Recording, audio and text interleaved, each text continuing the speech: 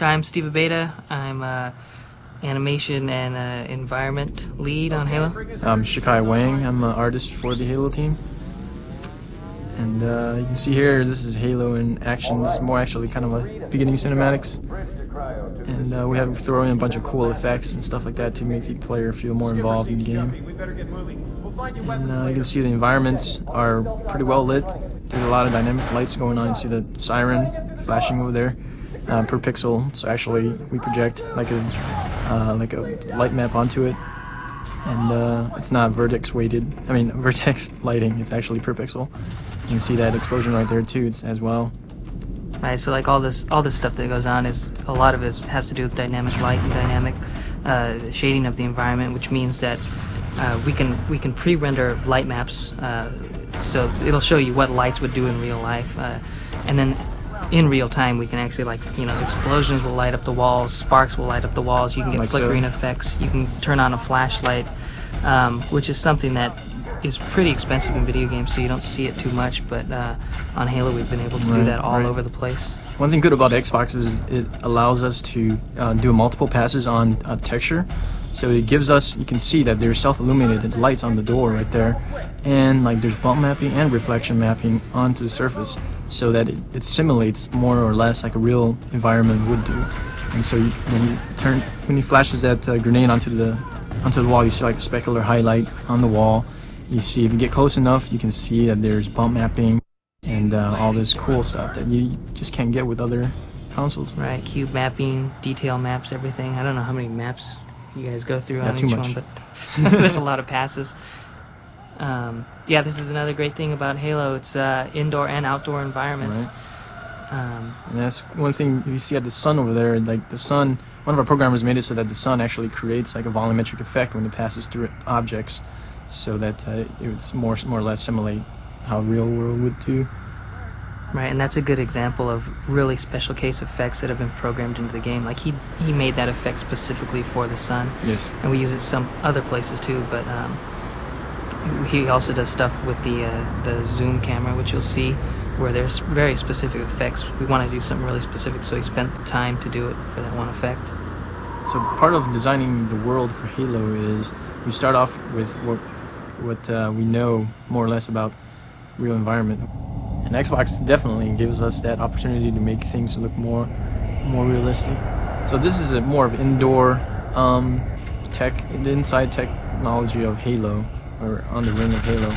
And without giving too much away of what Halo is and stuff, we try to make it look high-techy and cool, and also mysterious at the same time.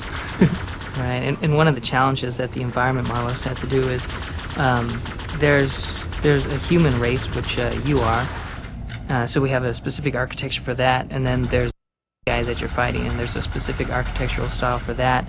And Halo, the world that you're on, has its own look, and it was a pretty big challenge for them to be able to create all those languages, but it's pretty effective. Like, you get in any room and you know which race built that room, which is pretty cool.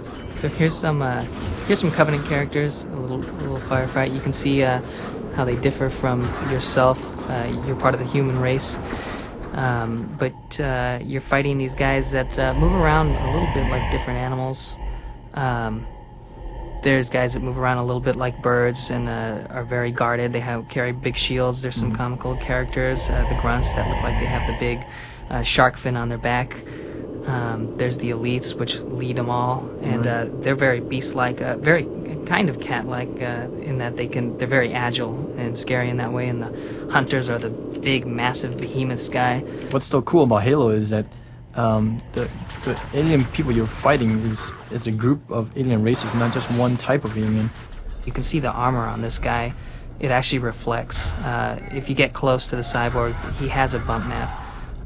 So everything, all the big tools that were too expensive to use on other systems, we can do them everywhere now.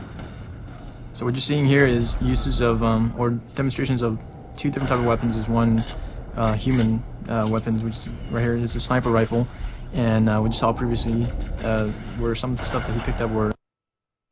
And I think one of the design philosophy that we try to do is we want to make sure that the weapons that the human use are more or less recognizable, and so that people would know how to use it, feel comfortable with it. And because we have a lot of play with the aliens weapons that we can go crazy with, so we wanted to stick with the simple rocket launcher, sniper rifles and stuff like that, and not get too crazy on the design on the human side. But when it comes to the alien side, we went all crazy with the curves and the shiny and the Fresnel effect and the purpling color and then all this cool stuff. Right, and this, I mean, that goes with everything, right? The ship designs, the character designs, even with the animations, the way they move. The Covenant guys are way more beast-like. We try to get the Marines to look really familiar and human-like, because you're fighting with them. So I think you want someone who you have some familiarity with, so that I think you care about them a little more. You're trying to save them. You go against these jackals. They move a little bit like birds. They're hunched behind their shields. There's grunts, they're a little comical. It looks like they have trouble moving their own body weight around. But it was really fun to be able to explore all those different styles of movement for the Covenant. Mm-hmm. So what we're seeing right here is a tank we codenamed Scorpion tank, and it's a human tank. And you can see it has 4 different treads. It reacts relative to how it is placed on the ground. So in Halo we have really realistic physics where you can go over bumps and stuff like that. These treads move relative to the terrain and things. For the Archetype Halo,